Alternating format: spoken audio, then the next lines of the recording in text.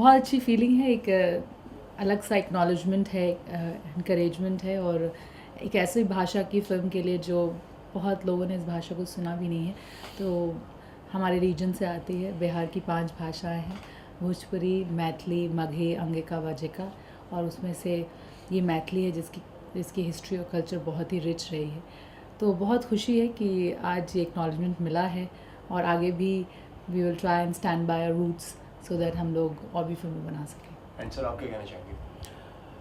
काफ़ी जिम्मेदारी भी बढ़ गई है इस अवार्ड के साथ, क्योंकि आइडिया ये है कि अब ज़्यादा से ज़्यादा हम फिल्में अपनी भाषा में और उस जगह पे जाके बनाएं, ताकि लोकल लोगों को भी काम मिल सके। क्योंकि सिनेमा से क्या होता है कि धीरे धीरे एक इंडस्ट्री खड़ी हो जाए। जैसे मुंबई के अंदर भी लाखों लाखों लोग हैं ऐसे जिनको फिल्म की वजह से काम मिला हुआ है।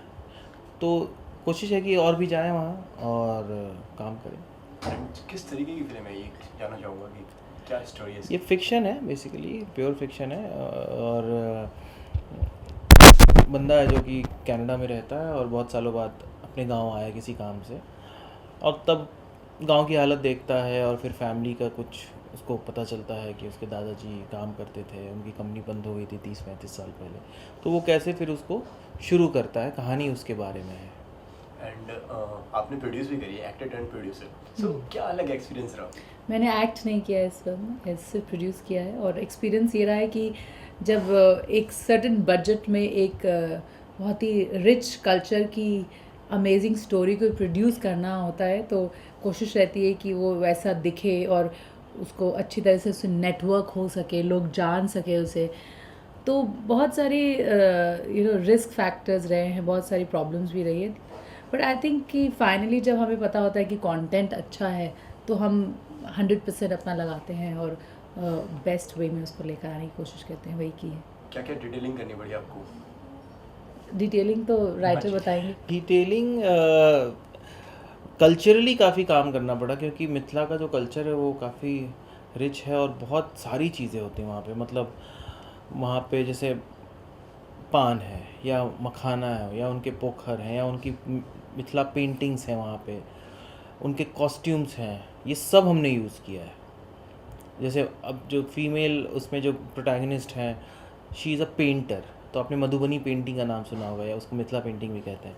तो वो उसकी पेंटर है, तो वो पेंटिंग दिखानी थी हमें, तो वो सब पेंटिंग बनवाया हम लोगों ने। जैसे भारती दयाल एक बहुत बड़ी पेंटर है, उनसे मैंने कुछ पेंटिंग्स ली, फिर एक्टर्स को थोड़ा सा सिखाया गया कि भाई ऐसे करना, ये करना। उसके बाद फिर उनका एक अपना एक अटायर है जो मैंने अभी नेशनल अवार्ड में पहना भी था, तो उसके ऊपर काम हुआ कि वो किस तरह से पहना जाता है। तो इस तरह की डिटेलिंग तो काफ़ी की स्क्रिप्ट के अंदर हम लोगों ने। एंड इसका फिल्म का जो टाइटल है मिथिला मखान, हाँ, तो इसका क्या मतलब है? इसका थोड़ा मतलब मिथिला जगह का नाम है। मिथिला जो आपको पता है, मिथिलांचल या मिथिला कहते हैं, सीता जी वहाँ की थी। तो और मैथिली जो है वो सीता जी का एक दूसरा नाम भी है। और मखाना जो आपने कभी खाया होगा, सफ़ेद रंग का होता है छोटा सा, तो लोकल लोग उसको मखान बोलते हैं। तो मिथिला मखान एक्चुअली फिल्म के अंदर वो जो हीरो जो कंपनी शुरू करता है उसका नाम है मिथिला मखान प्राइवेट लिमिटेड, जो कि उसके दादाजी की कंपनी थी पहले, जो बंद हो गई थी। तो मिथिला मखान प्राइवेट लिमिटेड से हमने प्राइवेट लिमिटेड हटा दिया, सिर्फ मिथिला मखान रहने दिया। एंड तो आपसे जानना चाहेंगे कितना मिस किया आपने एक्टिंग को, कि यार प्रोड्यूसर ने एक्टिंग करना चाहिए, ऐसा कुछ सोचा, कुछ मिस किया आपने? इस फिल्म में तो बिल्कुल भी नहीं किया, क्योंकि ऑथेंटिकली मुझे इस फिल्म में नहीं होना चाहिए था, क्योंकि जिस भाषा की ये फिल्म है वो मेरी मातृभाषा नहीं है। मेरी मातृभाषा भोजपुरी है, और इस फिल्म में तो जो कास्ट है वही होना चाहिए था। सो जो लोग ऑथेंटिकली बोल सके। जैसे मैं तो मैथिली नहीं बोल सकती हूँ, लेकिन as far as general acting is concern, मैं थिएटर करती रही हूँ, और इससे ज़्यादा सेटिस्फैक्शन की बात नहीं हो सकती कि स्टेज पे मैं 2 घंटे लाइव एक्ट करती हूँ, और वो करती रही हूँ। और अगली फिल्म में मौका मिल रहा है मुझे हिंदी फिल्म करने का, तो उसमें एक्ट करूँगी। नहीं तो इसमें आपको लगा कि कुछ एक गेस्ट अपीयरेंस करना चाहिए, कैमियो करना चाहिए, छोटा सा कुछ भी? जब कंटेंट बहुत स्ट्रांग हो ना, तो इन सब की सहायता लेने की ज़रूरत नहीं होती। सो कभी कभी जब आइटम सॉन्ग इसलिए होता है क्योंकि उसकी ज़रूरत होती है या तो, और या पब्लिसिटी के लिए होती है, इसमें दोनों की ज़रूरत नहीं थी। एंड क्या फिल्म की स्टोरी सुन के या कॉन्सेप्ट सुन के क्या आपको लगा कि हाँ यार ये फिल्म अब तो करनी है? हाँ, तो किया ना, इसलिए तो नहीं प्रोड्यूस किया। क्या मतलब, ऐसा क्या सोचा मतलब आपने? क्योंकि कंटेंट ही इतनी इम्पॉर्टेंट थी, स्ट्रॉन्ग थी, ऊपर से हमारे रूट्स से आती है, और इस भाषा से विद्यापति समारोह आपने सुना होगा, विद्यापति जी का एक बहुत ही बड़ा नाम है इस कल्चर से। तो बहुत सारी चीज़ें हैं। और हमने इसके पहले एक फ़िल्म बनाई थी देसवा, जो it went to 16 international film festivals, Bhojpuri film. एक शायद मात्र फिल्म होगी जो बच्चे से लेकर eldest family member can watch together in Bhojpuri. तो रूट्स से रहने की आदत रही है। मैंने स्पोर्ट्स में भी हमेशा बिहार को ही रिप्रेजेंट किया है। तो इसलिए इस तरह की जब स्टोरीज आती हैं तो तुम्हें लगता है कि you have to be a part of it.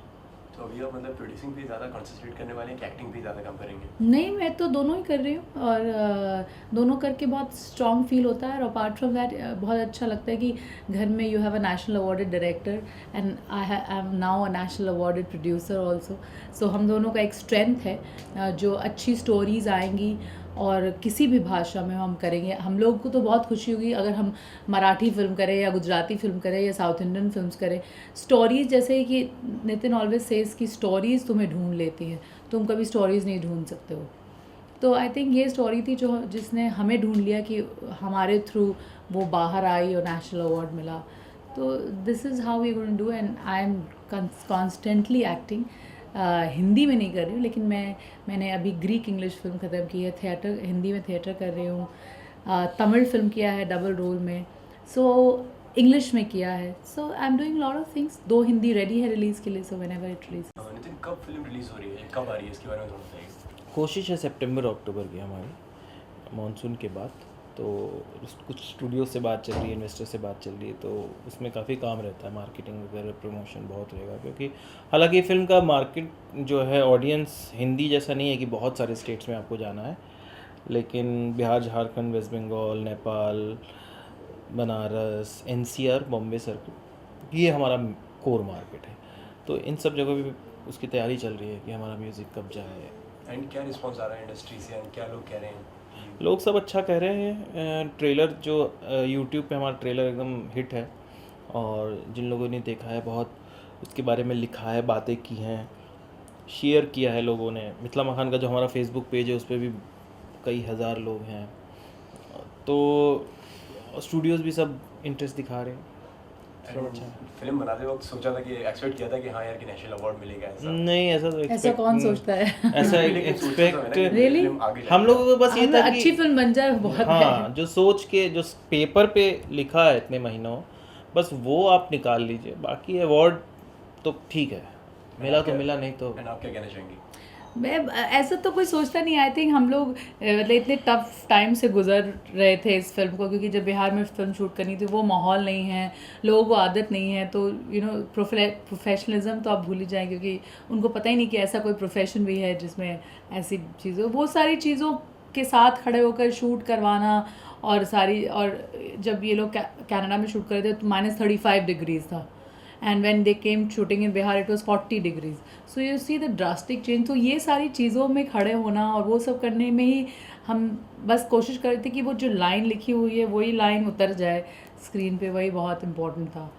तो ये इस पे ध्यान रहता है। और बहुत मतलब इससे ज़्यादा खुशी की बात नहीं हो सकती कि इससे इतनी तवज्जो मिली है, और इसको देखकर और सारे लोग भी आके फिल्में बनाते रहेंगे। एंड कितनी मुश्किल है आपके लिए जर्नी फिल्म की?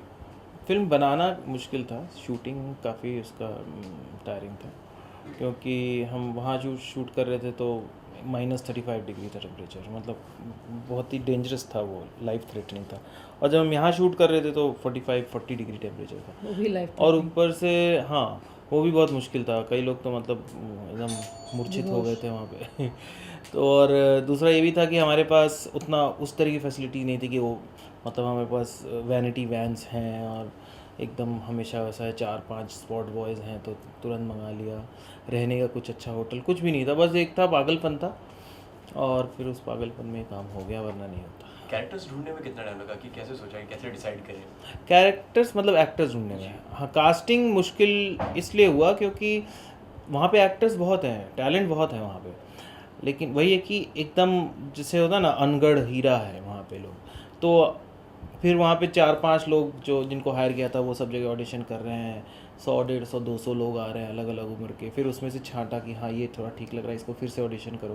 तो ऐसे 4-5 राउंड का ऑडिशन चला अलग अलग ज़िलों में, अलग अलग डिस्ट्रिक्ट के लोग को, कभी कोई पटना है, कोई दरभंगा है, मधुबनी में, और फिर जब उसमें से सब फाइनल हो गया तब हमने, फिर मैं वहाँ 1 महीने पहले चला गया था, फिर उनका वर्कशॉप किया, उनको रोज़ बुला के जहाँ हम लोग रुके हुए थे उनका वर्कशॉप करवाया, रीडिंग करवाया, तब जाके थोड़ा एक्टिंग हुआ। ये तो जहाँ तक मैंने पढ़ा है कि मतलब ये बिहार और रांची की ऐसी पहली फिल्म है जिसको झारखंड। नेशनल अवार्ड में, झारखंड की, Correct. ये इसको जिसको पहले, नेशनल हाँ। अवार्ड मिला है, तो कितना प्राउड फील होता है कि यार कि मतलब ये रिकॉर्ड वी मेड हिस्ट्री तो प्राउड तो फील हो गया ही, पर यू नो हम बस कोशिश ये प्राउड फीलिंग और ये हिस्ट्री बहुत रिस्पॉन्सिबिलिटी के साथ आती है, तो कोशिश ये है कि आगे करते रहें।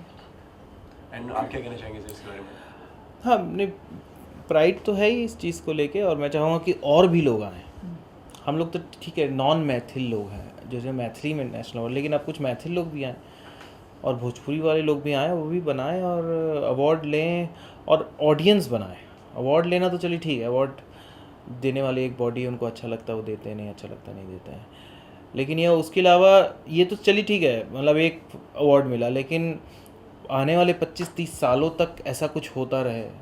जैसे मराठी फिल्मों को 60 अवार्ड मिल चुके हैं, बंगाली सिनेमा को 80 बार मिला है, तो हम तो पहली बार ही हैं, तो अभी कुछ नहीं सोच सकते, बस अभी बनाते रहना है फिल्म, जब भी मौका मिले बना पाए तो। एंड आने वाले वक्त में मतलब और क्या प्रोजेक्ट्स करने वाले हैं, थोड़ा बताइए। एक तो जो लड़ाकू मार्शल आर्ट वाली फिल्म है, उसके अलावा ज़्यादातर मेरा ध्यान, अभी मैं एक बैलून नाम की एक फ़िल्म लिख रहा हूँ, शॉर्ट फिल्म है, मतलब 40 मिनट की फ़िल्म होगी भोजपुरी में।